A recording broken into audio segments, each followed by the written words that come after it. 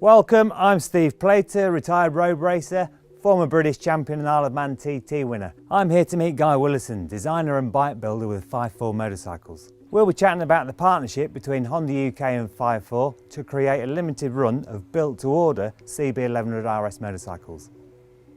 Guy, thanks for inviting us down, mate. It's an honour. Into your workshop. Now, I've been lucky enough to ride this machine.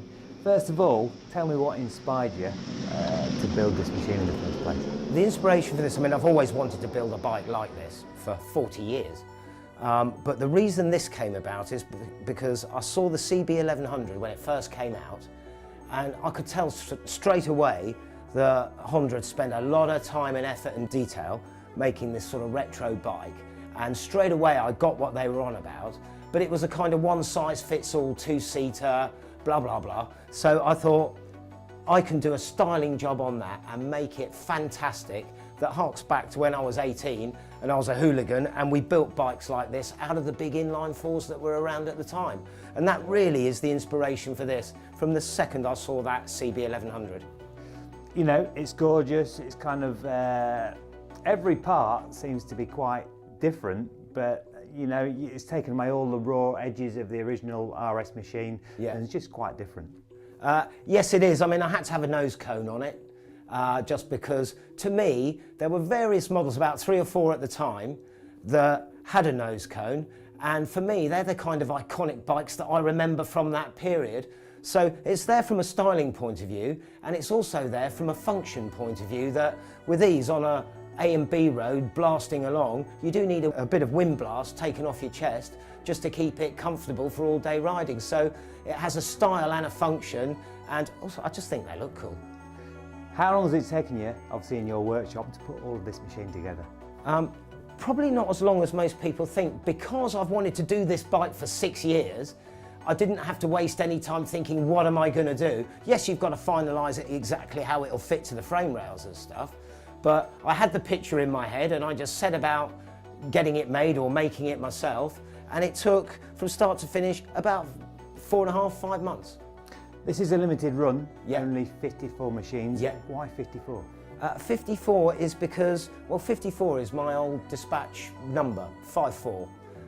They were forever nagging me on the radio, where are you, you're late, when are you picking this up? So I always wanted to have a company called 5-4, and that's where that stems from. I did 1 million miles in sort of an 8-year period, 120,000 miles a year around London, and I survived that, and I've always wanted to call my company that.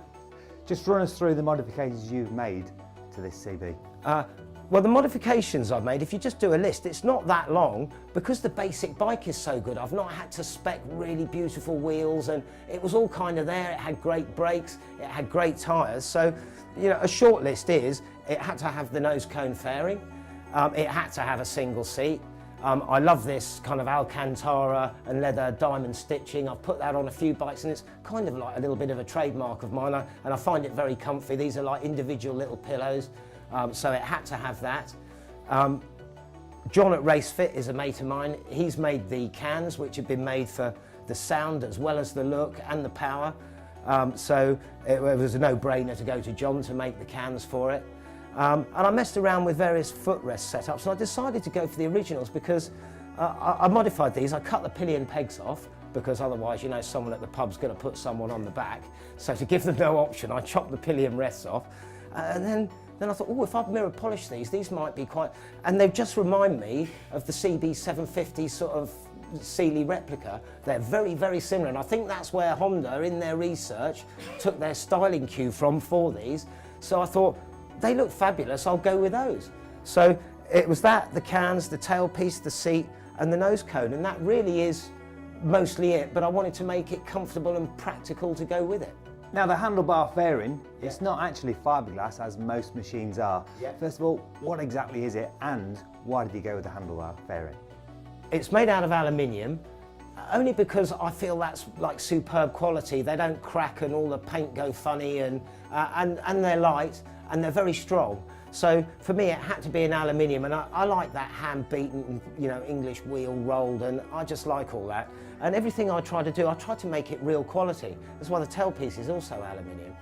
And I went with that, and I've just changed like all the contact points of a bike are very important, where your footrests are, that the seat's comfy, but very importantly with the handlebars. So these aren't massively different from the standard bike, but they're 1.5 inches wider each side, slightly lower. I've got rid of the handlebar weights because they're not in keeping with the period. You know, when I was learning to ride big bruising bikes, they didn't have namby-pamby things like handlebar weights. It's a pair of Tomaselli grips for grip with the ridge-in, so it fits in your hand. They're old racing ones. Stubby racing levers. The originals were quite long. Again, they look lovely, and to me, this bike, when you ride it, it all just fits. And of course the satin black Renthols rather than an unbranded chrome one, and then everything on the handlebars is kind of that satin black, and the mirrors are the same. They're billet aluminium, fantastic quality. So all those contact points for you are kind of luxurious. And the finished product, where did the idea come from for the paint scheme? For me, it was only one paint job for this, and Honda have been great. There's been no arguments about it. They've let me do what I wanted to do, but I've had to explain to them why. But I think everyone gets this. I used to go to Le Mans and the Bol d'Or, and I'd sit in the pits in the garage above the bikes when they came in at night or floodlit. And we used to sit above the Honda pit to watch these bikes with this paint job come in. So for me, doing a retro big bruising one of these, it was the only paint job I could put on it. That's why it's got the retro sort of badge that I think appeared in around '73. There was a bit of discussion about, oh, should the badge be just white with no black border? And I just said, no, it's got to hark back to those endurance races, and that's what this paint job is. All of the works bikes were slightly different. This wasn't the same throughout all the history of them, but they're all very similar to this. So this is my take on that. And what was the relationship with Honda before this project? Before this project, I can say I've had no dealings with Honda or any other manufacturer. I've just been building mostly one-offs for mates of mine. I never made any money at it, I just did it out of passion.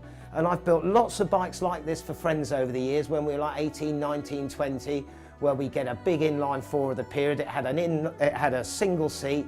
They always had a black front mudguard. I did try this with a red mudguard, and it looked very Honda, but it didn't quite look rebellious enough to me because we were always breaking them, and you'd put a cheap plastic or fiberglass black one. You didn't have the paint to paint it. But for me and my group of friends back in the day, we always had a black front mudguard, and then luckily Kenny Roberts did the same, and he had a black, and that was it. We just thought, right, we'll go with black. So that's what it is. It's just my homage to those works racers of the day. So 54 machines only, personalised with its own number on the rear tailpiece. These machines are built to order. Yeah. How do people go about buying one? Well, as I understand it, if they decide they want one of these, and it'll be an honour to build it for them, they order it through a Honda dealer. Sounds like a busy time for you, Guy. Yeah, We'll better let you crack hopefully. on.